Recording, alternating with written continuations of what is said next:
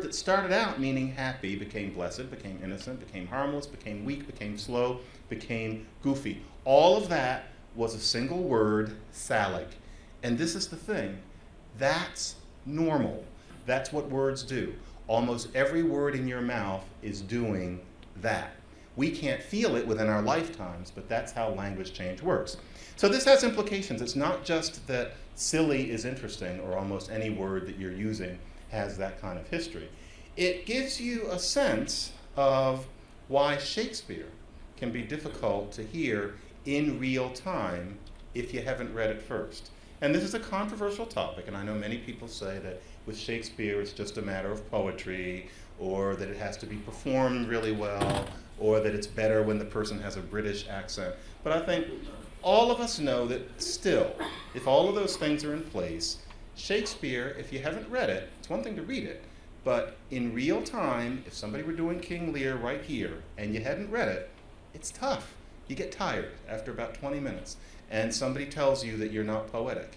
It's not only the poetry, it's that words' meanings change, and Shakespeare lived a long time ago, and so a lot of words that we hear sound like English because they are, but the words don't mean what they mean to us because so much time has gone by. So for example, Edmund says, he's defending himself against charges. Why bastard, wherefore base? When my dimensions are as well compact is odd in itself, but you can kind of let that go. My mind is generous and my shape as true as honest madam's issue. My mind is generous. Now, why generous?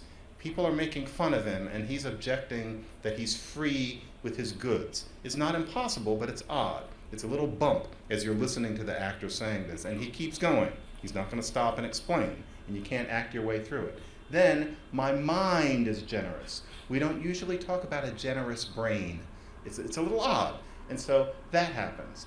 If that happens about 3 times a page, there goes the fatigue. Generous, when Shakespeare wrote it, meant noble. Notice how all of a sudden it makes sense. He's talking about how he is as noble as anyone else.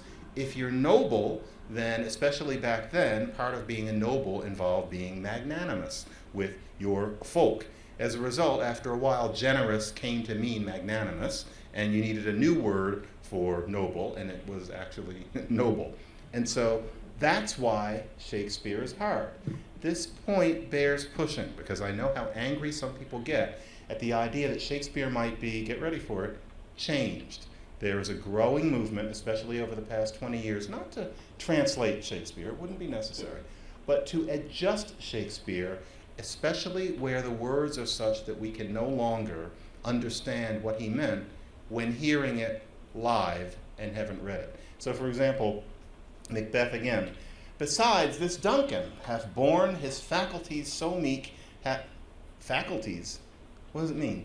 Well, you don't have time because the person's going to keep going. So, besides this Duncan hath borne his faculties so meek, hath been so clear in his great office. Clear what? I'm not clear in my office. I'm sitting in a chair. Nobody would say, my John, you're looking clear.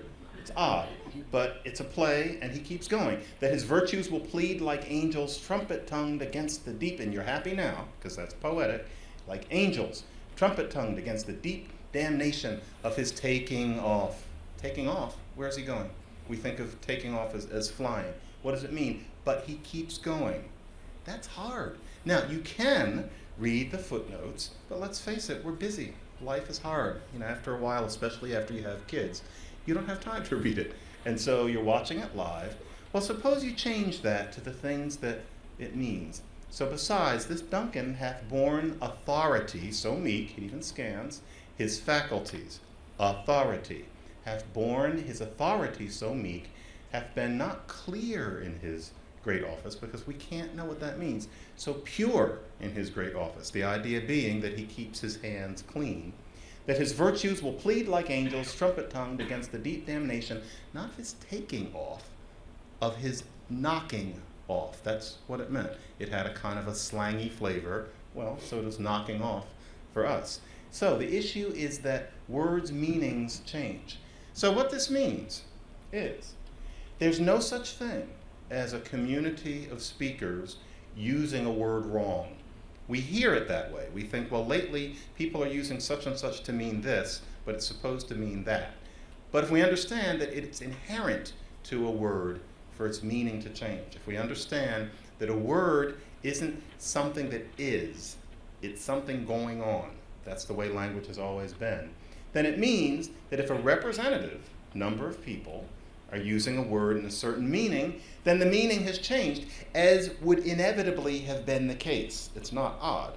It's just that that's evidence of the reality of language in your own life. Now, there's a reasonable objection, which is, if a person can use a word any way they want, then doesn't it interfere with clarity?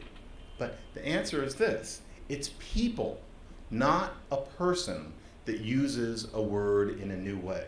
So meaning change is communal. No language has ever been recorded where various people just went their own way and started having trouble understanding one another. That would be a problem. It's never happened. And that's because this is a communal matter.